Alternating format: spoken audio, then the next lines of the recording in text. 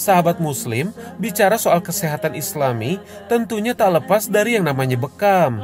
Kita dianjurkan untuk rutin melakukan bekam oleh Rasulullah, karena bekam dapat mengeluarkan darah kotor dari dalam tubuh. Selain itu, bekam dapat membersihkan jin yang tinggal di dalam peredaran darah. Bagi seseorang yang temperamental dan mudah emosi, tentunya bekam sangat disarankan untuk dicoba. Tak banyak yang tahu bahwa jin selain tinggal di gunung dan di lautan, mereka juga tinggal di dalam tubuh manusia. Hal tersebut terjadi karena jin tak memiliki material di dalam tubuhnya, sehingga mereka bisa mengecilkan tubuhnya, berpindah-pindah tempat, dan terbang dengan sangat cepat. Oleh karenanya, tim Jendela Islam sudah merangkumnya untuk Anda, mengenai bagian tubuh mana saja yang digemari oleh jin untuk ditinggali. Dan inilah tempat-tempat tersebut. Yang pertama, aliran darah. Jin menyukai aliran darah karena bagian inilah yang langsung berpengaruh terhadap psikologi seseorang. Mulai dari kesehatan hingga pikiran, semuanya bisa dikendalikan lewat peredaran darah. Adapun hadisnya sebagai berikut. Sesungguhnya setan itu berjalan dalam tubuh anak Adam melalui peredaran darah dalam tubuhnya. Yang kedua, lubang mulut. Oleh karenanya, jika seseorang menguap, dianjurkan menutup mulutnya dengan punggung tangan dan tidak bersuara. Adapun dalilnya sebagai berikut. Apabila seseorang dari kalian menguap, letakkanlah tangannya pada mulutnya atau tutuplah, karena setan akan masuk bersama dengan orang yang menguap atau yang mulutnya tidak ditutup. Yang ketiga, kuku tangan dan kaki. Oleh karenanya, Rasulullah menganjurkan umatnya untuk memotong kuku secara rutin. Potonglah kuku-kukumu, sesungguhnya setan mengikat melalui kuku-kuku yang panjang. Adapun adab memotong kuku ialah diawali dengan basmalah dan diakhiri dengan hamdalah agar menjadi nilai ibadah. Lalu sisa potongan kukunya disunahkan untuk dikubur. Hal tersebut sebagai bentuk menghormati bagian tubuh yang Allah ciptakan.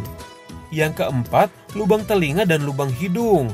Oleh karenanya di dalam berwudu, anggota badan tersebut turut dibasuh. Karena ternyata jin bermalam di hidung manusia dan mengencingi telinga manusia agar tertidur pulas dan tidak mendengar suara azan. Yang terakhir ialah bulu yang tertutup, seperti bulu ketiak dan juga bulu organ intim. Tak banyak diketahui, ternyata bagian bulu yang tertutup tersebut merupakan favorit para jin, khususnya bulu di organ intim. Mereka mengecilkan diri dan bergelantungan di sana. Dikutip dari NU Online, bagi perempuan ada baiknya bulunya dicabut, bukan dicukur layaknya kaum pria, namun tidak akan mendapatkan keutamaannya. Berbagai hadis sahih menyebutkan bahwa bulu pada bagian tertutup ini tidak boleh dibiarkan lebih dari 40 hari, karena jin akan bersarang di sana dan tentunya akan menggoda manusia berbuat maksiat. Dan jangan lupa membaca basmalah ketika akan mencukurnya. Karena saat mencukur, kita akan membuka aurat yang pastinya jin dari lawan jenis akan melihatnya. Dengan membaca doa, para jin tersebut akan dibutakan matanya, sehingga tidak dapat melihat kita. Untuk lebih lengkapnya, mari kita simak pemaparan berikut ini. Bismillahirrahmanirrahim. Alhamdulillah wassalatu wassalamu ala rasulillah. Membiarkan bulu-bulu tumbuh, mohon maaf, di area-area yang tertutup seperti alat vital misalnya, mohon maaf sekali lagi, ya bagaimana hukumnya? Ini sih boleh-boleh saja dan mubah ya, tapi tentu ada kesunahan apabila mencukurnya. Subhanallah, Islam itu mengajarkan kebersihan, Islam itu menjaga bukan hanya kebersihan, tapi insya Allah akan membawa dampak kepada kesehatan. Dan lagi-lagi, bukankah setiap sunnah, setiap syariat di dalam Islam itu semua penuh dengan kebaikan. Jadi ketika ada yang ingin membiarkan, silahkan, boleh, mubah.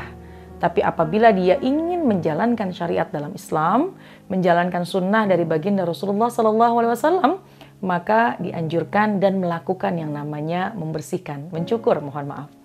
Karena ini memang sangat dianjurkan oleh baginda Rasulullah SAW. Ya, karena kalau kita melihat dari dunia kebersihan, dari dunia kedokteran medis misalnya, sesuatu apabila tertutup, sering tertutup, maka akan meningkatkan kelembapan.